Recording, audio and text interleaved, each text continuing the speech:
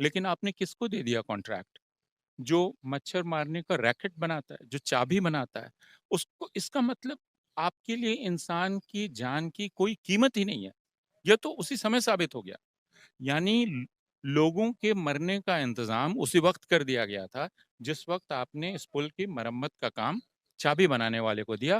भारत की जनता को अब यह समझने की जरूरत है कि अब हर चीज के लिए भारत की जनता को दोषी ठहराया जाएगा। राष्ट्रध्वज राष्ट्रध्वज राष्ट्रध्वज कर रखा है। ये राष्ट्रध्वज किसके लिए है? क्यों नहीं 140 लोगों के लिए हम अपना झंडा झुका सकते हैं? मतलब हिंदुस्तान में अब हिंदुस्तान के लोगों की जान की कीमत नहीं है। गोदी मीडिया शब्द गलत है क्योंकि उससे हमें ऐसा लगता है यह मीडिया डर के कुछ कर रहा है, खरीदा गया है इसको। नहीं, ये मीडिया हत्यारा मीडिया है। और यह मीडिया रुवांडा का मीडिया है, रुवांडा के अखबार, रुवांडा का रेडियो, जिसमें यह जनता के खिलाफ एक घृणा अभियान चला रहा है सक्रिय रूप से।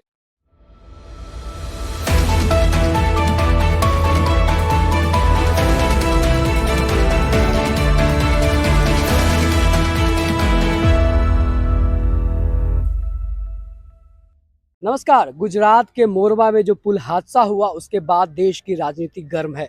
कुछ लोग जो है इसमें जनता पे आरोप लगा रहे हैं, तो कुछ लोग जो हैं वो सरकार का बचाव कर रहे हैं, तो वहीं कुछ लोग ऐसे भी हैं जो सरकार के खिलाफ हैं। तो आइए चलते हैं इस मुद्दे पर बात करते हैं दिल्ली यूनिवर्सिटी के प्रोफेसर अपूर्वानंद से और जानते हैं कि आखिर उनकी क्या राय है। सर देखा जा रहा है जहाँ पे कंडीशन जो है, जहाँ पे भी मोदी जी जाते हैं वहाँ पे चकाचौंध हो जाती है। अभी मोरबी में इतना बड़ा हादसा हुआ, उसके बाद मोदी जी अस्पताल गए, वहाँ पे चकाचौंध हो गया। क्या मोदी जी को अब जो भी एरिया कवर करना होगा या जहाँ भी अच्छी चीज़ें करनी होंगी, क्या पर्सनली विज़िट करना होगा?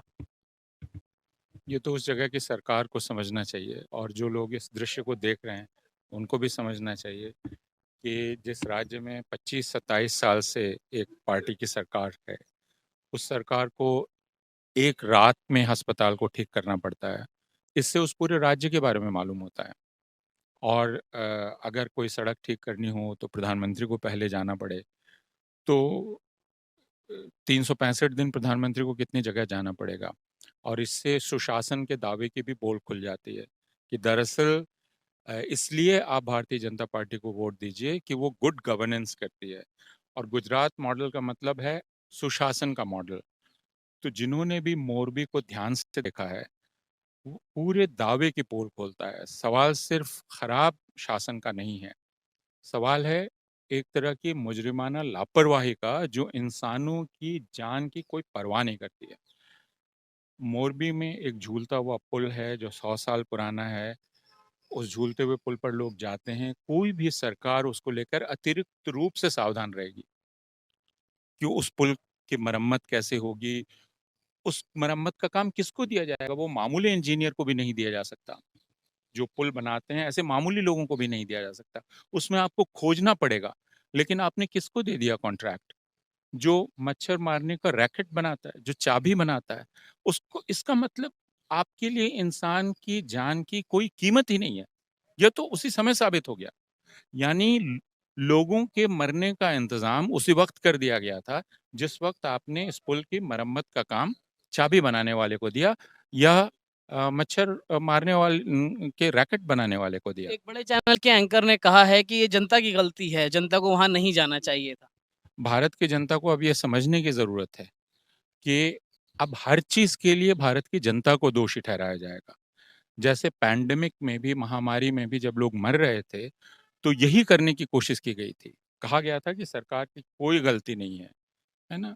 लोगों की गलती है। लोग बात नहीं। आप ध्यान दीजिए कि जब लॉकडाउन का ऐलान हुआ 4 घंटे में की नोटिस पर, तो जाहिर है जो लोग दिहाड़ी करते हैं, वो कहाँ रहेंगे? उसका कोई इंतज़ाम नहीं। जब वो सड़क पर निकल गए, तब सरकार ने क्या कहा? इनकी गलती है। ये फैला रहे हैं कोरोना, ये गैर ज़िम्मेदार लोग हैं। यानी जो दिहाड़ी मज़दूर इस असुरक्षा से निकल पड़ा कि अब उसको खाने को क्या होगा, सरकार ने सर्वोच्च न्यायालय में जाके क्या कहा? कोई सड़क पर नहीं है, जबकि सड़क पर हज़ारों लोग चल रहे थे। उस वक़्त हलफनामे पर सरकार ने जाके झूठ बोल दिया। सर, सेम तरह की घटना पश्चिम बंगाल में हुई थी, तो पूरी मीडिया जो है उस पे टूट पड़ी थी और सरकार जो है उस पे जो है सरकार का भी काफ़ी सारा सख्त रुख था और अभी जो है कहानी पलट गई है। क्या लगता है आपको इसके पीछे क्या वजह है? देखिए, दुर्घटनाएं हो सकती हैं। अभी आपने दक्षिण कोरिया में भी दुर्घटना देखी, हैलोवीन के समय 150 से ज़्यादा लोग मारे गए। वह एक दूसरे किस्म की दुर्घटना थी। उस दुर्घटना पर सरकार की प्रतिक्रिया कैसे होती है, उससे उस समाज का पता चलता है। तो दक्षिण कोरिया में वहाँ के सरकार से लेकर, पुलिस से लेकर हर किसी की प्रतिक्रिया आप देखिए। वो दुख देखिए, तकलीफ देखिए। दक्षिण कोरिया का झंडा झुका हुआ है। तो यहाँ जो हमने पिछले कई महीनों से राष्ट्रध्वज, राष्ट्रध्वज, राष्ट्रध्वज कर रखा है, ये राष्ट्रध्वज किसके लिए है? क्यों नहीं 140 लोगों के लिए हम अपना झंडा झुका सकते हैं? दक्षिण कोरिया ने तो उन 150 लोगों के लिए झंडा झुकाया ना, इसका मतलब हिंदुस्तान में अब हिंदुस्तान के लोगों की जान की कीमत नहीं है, एक। दूसरे कि मीडिया ने इसके बाद जो किया, उससे यह साबित हो गया कि यह गोदी मीडिया नहीं है जो कहा जाता है, और ये मैं आप सबके माध्यम से कहना चाहता हूँ। गोदी मीडिया शब्द गलत है, क्योंकि उससे हमें ऐसा लगता है यह मीडिया डर के कुछ कर रहा है, खरीदा गया है इसको। नहीं, ये मीडिया हत्यारा मीडिया है, और यह मीडिया रुवांडा का मीडिया है, रुवांडा के अखबार, रुवांडा का रेडियो, जिसमें यह जनता के खिलाफ एक घृणा अभियान चला रहा है सक्रिय रूप से। ये मोरबी के बाद जो टेलीविज़न एंकर्स ने, बड़े टेलीविज़न एंकर्स ने करने की कोशिश की, जिसमें उन्होंने जनता को ही दोषी ठहराने की कोशिश की। इससे पता ये चलता है कि इन पर कोई दबाव नहीं डाला जा रहा है, ये खुद कर रहे हैं, खुद सक्रिय रूप से कर रहे हैं, और ये बहुत खतरनाक है। और ये हिंदुस्तान की जनता को समझना चाहिए कि अब हिंदुस्तान का मीडिया उनके खिलाफ है और उनके हत्यारों के साथ शामिल है। जर्मनी में सर एक वक्त जो है हिटलर ने इसी तरीके से जो है प्रसारण के हवाले से जो है फिर लोगों का ब्रेन वॉश किया और जो है ये राष्ट्रवाद के नाम पर लोगों को एकत्रित किया। क्या आपको लग रहा है कि इस देश में अब जो है वो छंद राजवाद की राजनीति हो रही है?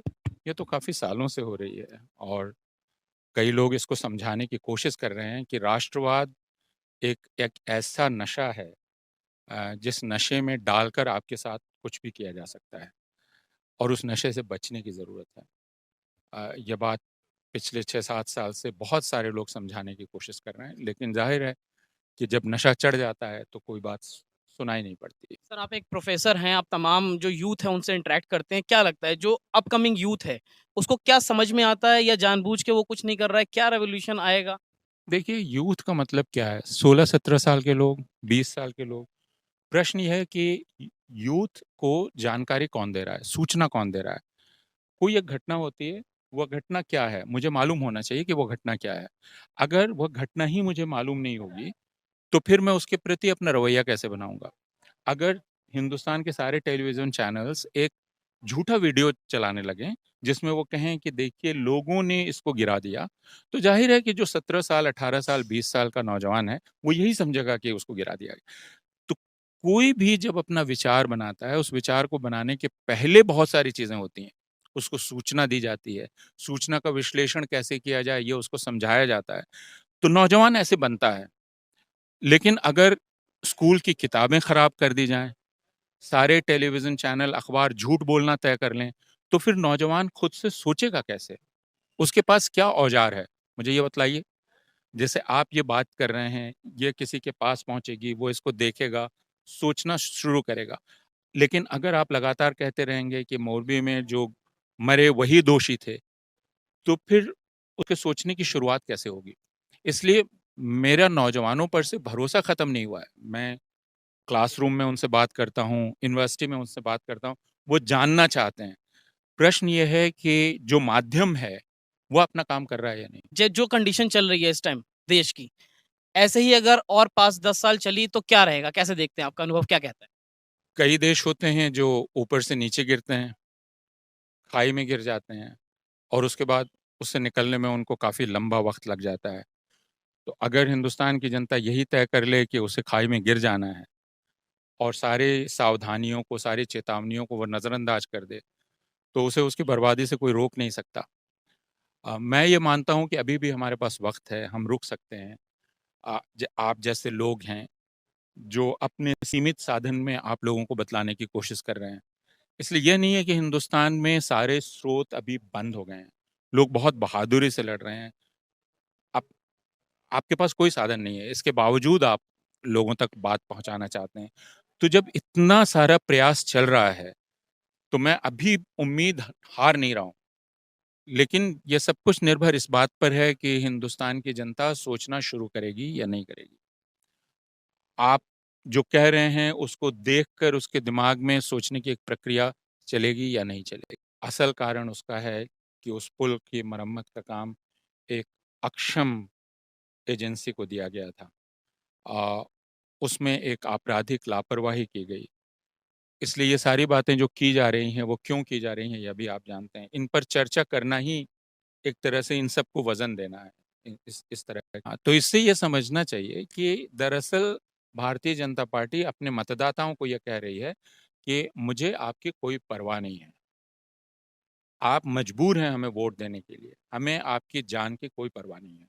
आप मरें, खपें, आपके साथ हम कितना भी दुर्व्यवहार करें, लेकिन आप हमें वोट देने के लिए मजबूर हैं। अब उस जनता को, मतदाता को ये सोचना है कि वह अपने प्रति इस अपमानजनक रवैये का जवाब कैसे। तो सुना आपने किस तरीके से दिल्ली के जो प्रोफेसर हैं अपूर्वानंद, उन्होंने बहुत ही बेबाकी से सरकार के सामने अपनी राय रखी और बताया कि ये पुल हादसा महज एक हादसा नहीं है, बल्कि ये सरकार की वो छवि है, सरकार का वो असर है जो सरकार ने युवाओं पर बांधा है। और खास करके युवाओं को भी एक संदेश दिया है कि आपको जो है अपना नज़रिया बदलना पड़ेगा और आपको इस चीज़ों को समझना पड़ेगा कि एक्चुअली में सरकार कर क्या रही है। और ये सिर्फ महज गुजरात का एक हादसा नहीं है, बल्कि ये हादसा पूरे देश का है, ये तस्वीर पूरे देश की है। और ख़ास करके मीडिया पर भी निशाना साधा है कि मीडिया के कुछ लोग कैसे ही सरकार के बचाव में इस कदर आके गिर गए हैं कि वो देश की जनता के बारे में बात तक नहीं करते। और अब उन्होंने कहा है कि ये मीडिया सिर्फ अब गोदी मीडिया नहीं रही, बल्कि ये हत्यारी मीडिया है। आपकी क्या राय है? आप हमारे कमेंट बॉक्स में इसके बारे में बता सकते हैं और अपने विचार को हमारे साथ साझा कर सकते हैं, ताकि देश ये समझ पाए कि आज का यूथ क्या सोचता है, क्या समझता है।